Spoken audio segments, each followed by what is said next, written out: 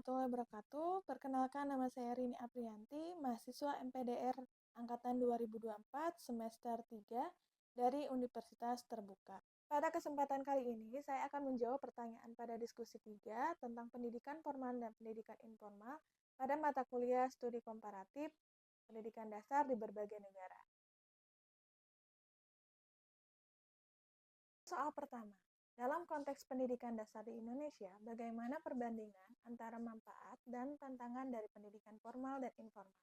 Sebagai guru pendidikan dasar, bagaimana Anda dapat mengintegrasikan elemen-elemen pendidikan informal ke dalam kurikulum formal untuk meningkatkan keterampilan sosial, kreativitas, dan penerapan pengetahuan dalam kehidupan sehari-hari siswa?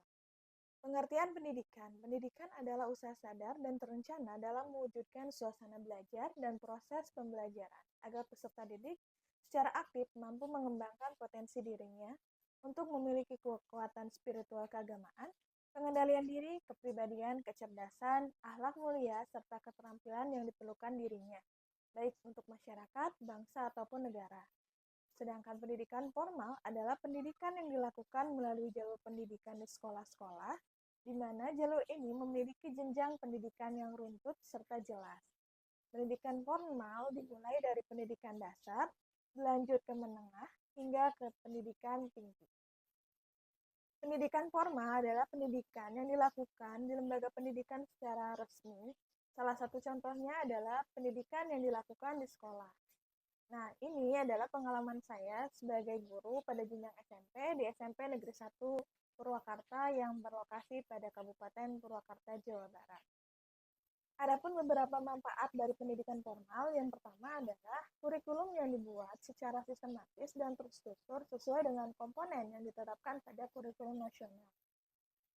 Kemudian, pada poin kedua, dalam pendidikan formal, peserta didik mendapatkan legalitas pendidikan secara nyata yang dibuktikan dengan nilai akademik, baik raport pendidikan dan ijazah pada kelulusan saat dia selesai menyelesaikan masa studinya.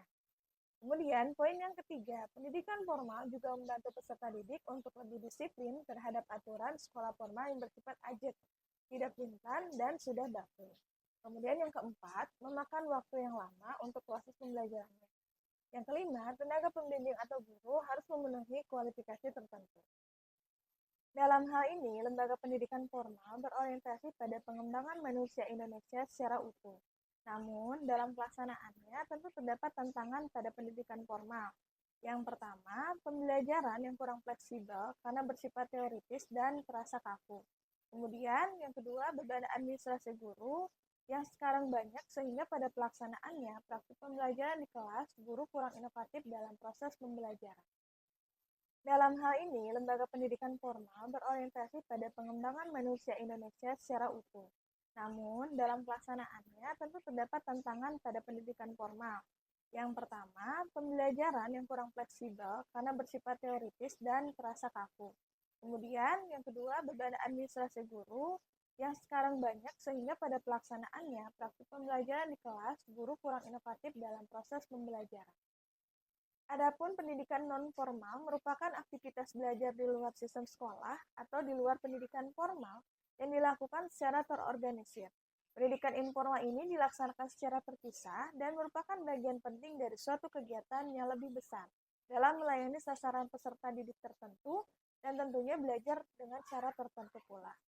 Selain itu, Farrell Arkospit and Weller mengatakan bahwa pembelajaran informal adalah aspek yang signifikan dari pengalaman belajar.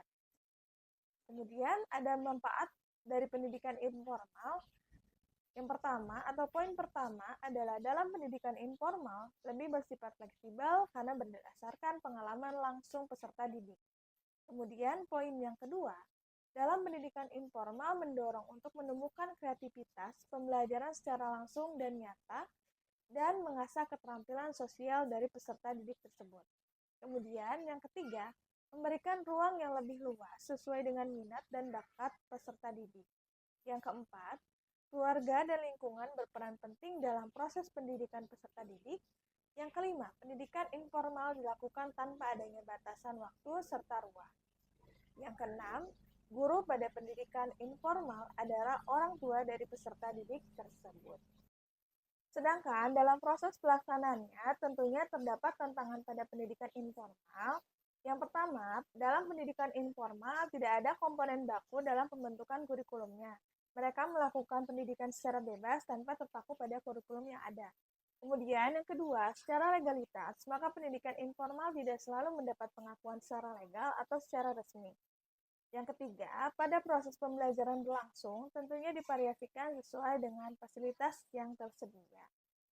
Kemudian dalam proses pelaksanaan praktik di lapangan, saya sebagai guru terkadang mengintegrasikan pendidikan informal dalam pendidikan formal melalui beberapa langkah atau melalui beberapa hal, yaitu yang pertama, saya melakukan banyak pembelajaran di luar kelas sehingga lebih banyak ruang dalam mengeksplorasi diri, baik kemampuan secara akademik maupun kemampuan sosial peserta didik. Kemudian yang kedua, saya memberikan pembelajaran yang lebih inovatif, baik mengintegrasikan pembelajaran menggunakan media games ataupun kontekstual untuk mengasah daya kritis analitis peserta didik. Dan poin yang ketiga, saya memberikan beberapa tugas pembelajaran berbasis proyek atau praktek sehingga peserta didik dapat belajar secara langsung dari lingkungan masyarakat yang ada. Kemudian pada soal kedua, pendidikan formal dan informal memiliki peran yang signifikan dalam pembentukan karakter dan keterampilan siswa di tingkat pendidikan dasar. Namun di Indonesia sendiri masih banyak anak-anak yang mengalami kesenjangan dalam akses terhadap pendidikan formal. Sebagai guru, bagaimana Anda dapat berperan dalam mengatasi tantangan ini, terutama untuk siswa yang mungkin memiliki keterbatasan akses terhadap pendidikan formal? Bagaimana pendekatan Anda untuk memastikan pendidikan informal juga dapat memberikan kontribusi positif bagi perkembangan mereka? Sebagai guru, saya melakukan beberapa hal dalam mengatasi kesenjangan dalam akses pendidikan formal, terutama bagi peserta didik yang memiliki keterbatasan. Beberapa langkah yang saya lakukan di sekolah adalah dalam proses pelaksanaan pembelajaran, saya melakukan pembelajaran sesuai dengan kebutuhan serta kemampuan masing-masing peserta didik, seperti menyediakan akses pembelajaran berbasis digital maupun akses dalam bentuk modul ajar atau modul cetak. Kemudian, saya juga memberikan ruang yang lebih luas dalam proses belajar bagi peserta didik yang ingin belajar lebih. Yang ketiga, saya juga melakukan kerjasama dengan pihak-pihak stakeholder terkait, serta mendorong keterlibatan secara aktif dalam mendukung pendidikan bagi siswa yang membutuhkan sesuai dengan kebutuhan mereka masing-masing. Jadi, secara garis besar, pendidikan informal harus mampu berkontribusi positif bagi masyarakat yang dapat dilakukan melalui pembelajaran di lingkungan sekitar, serta melibatkan orang tua dalam pelaksanaan pembelajaran mandiri di lingkungan keluarga untuk memaksimalkan pembelajaran yang sudah diterima. Dengan menggabungkan pendidikan formal dan informal, kita dapat membantu siswa tidak hanya menguasai akademik, tetapi juga membangun keterampilan sosial, kreativitas, dan kemandirian dalam menghadapi tantangan kehidupan. Karena dalam lingkungan formal, setiap individu akan mendapatkan pendidikan yang lebih luas mengenai pedoman dan etika moral kemanusiaan untuk bekalnya dalam menghadapi tantangan di masyarakat atau pergaulan di masyarakat. Kemudian, lingkungan ketiga yang menjadi penentu sukses atau tidaknya pendidikan individu adalah lingkungan masyarakat itu sendiri atau lingkungan informal. Lingkungan ini menuntut pengaplikasian pendidikan yang telah didapat oleh seorang individu, baik dari lingkungan keluarga maupun dari lingkungan formal itu sendiri. Terima kasih atas kesempatan kali ini. Mohon maaf jika ada kekurangan. Wassalamualaikum warahmatullahi wabarakatuh.